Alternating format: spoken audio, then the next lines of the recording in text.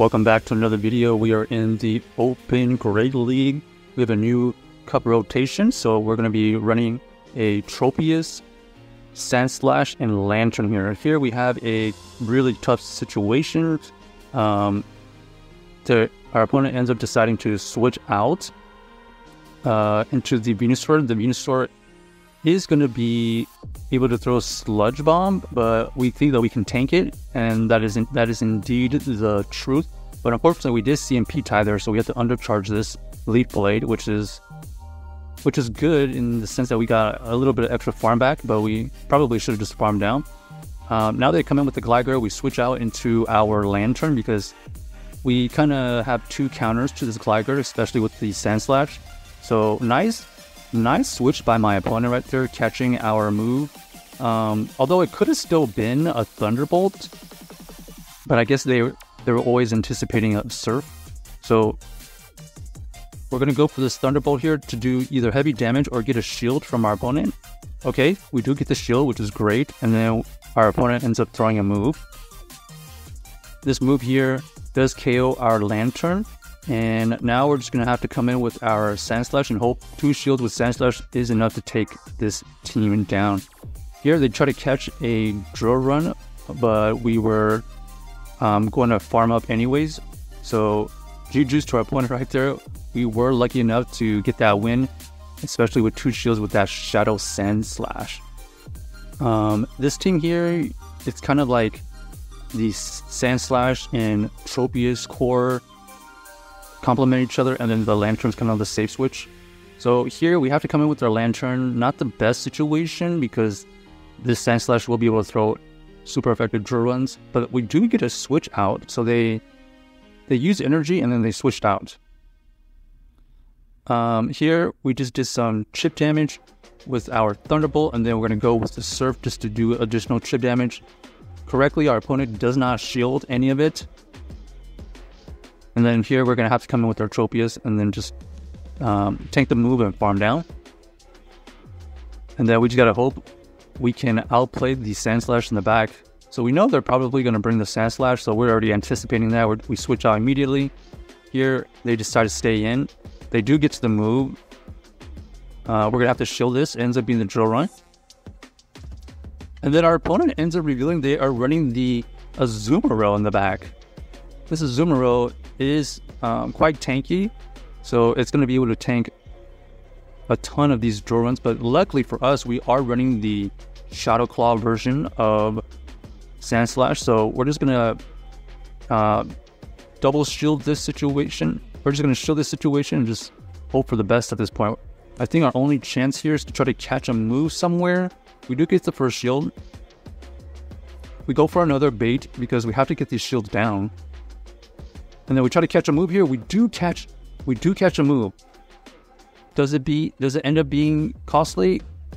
I don't think this Leaf Blade does enough because it's not a Shadow. If it was a Shadow Sandslash, we would have had a chance, but unfortunately for us, it is quite short of the KO. So GG's to our opponent right there. Well played by them. That Sandslash in the lead especially is kind of tough. Next here we are met with the Defense Deoxys. And oh, this is a surprise. Heliolisk. Unfortunately for us, not the correct switch, and we did get surprised by this. We throw the Thunderbolt here just to get at least a shield or do some heavy damage. It reveals that it has the Grass Knot. I'm gonna be honest, I have no idea what moves this thing has. We're anticipating Grass Knot and some kind of electric move, and it ends up being the Breaking Swipe. So this Breaking Swipe is going to debuff us tremendously.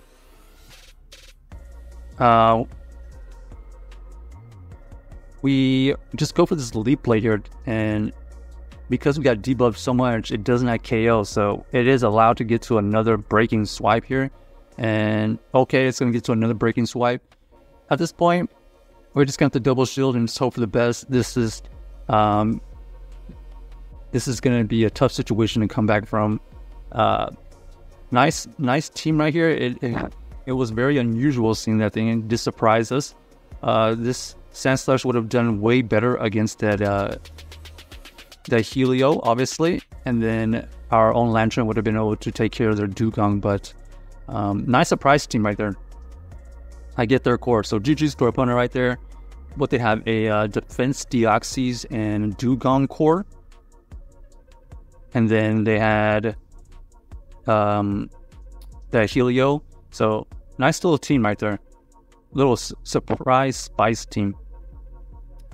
I wouldn't say the team we're currently working on is super heavy spice, but you don't really see Tropius that often anymore. So in a way, we kind of are running a little bit of spice. The Sandslash and Lanturn are pretty good staples in the meta though. So next game here, we are met with the switching of the Lickitung. So we're gonna come in with our Sandslash this time. We learned our lesson from that Defense Deoxys. We want to get rid of this Sandslash so that we don't get countered down.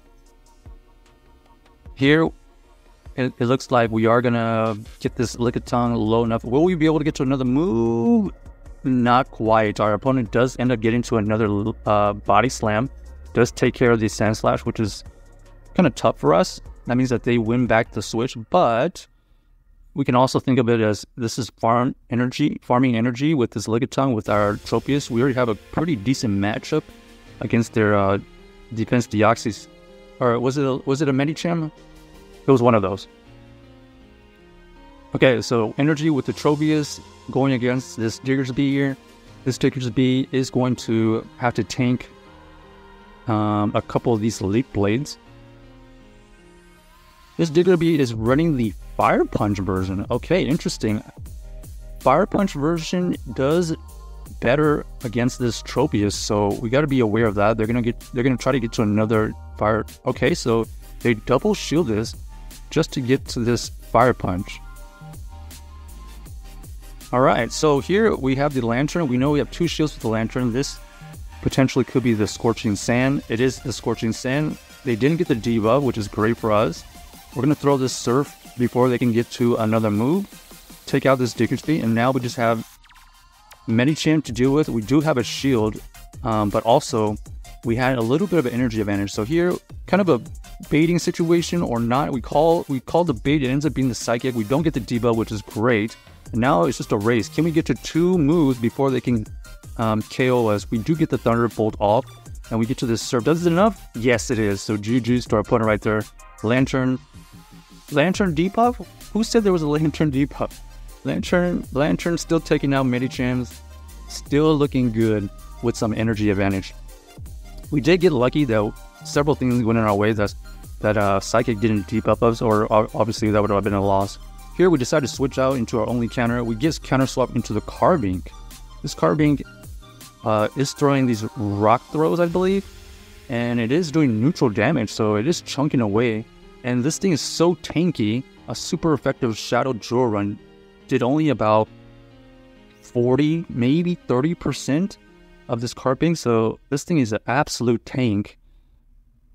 We do get a shield, so we're gonna go for another Draw Run here to either get this last shield or KO. We do get two shields out of this situation, so job well done by this ALOLAN Sandslash.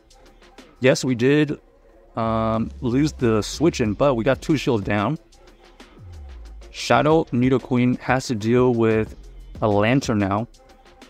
We're gonna shield here because we want to force out energy, and they try to catch a move. Unfortunately for them, no catch because we were ready for it. And then here we know that we can tank one move, so we're gonna let this go. We're gonna find out what moveset this thing is running.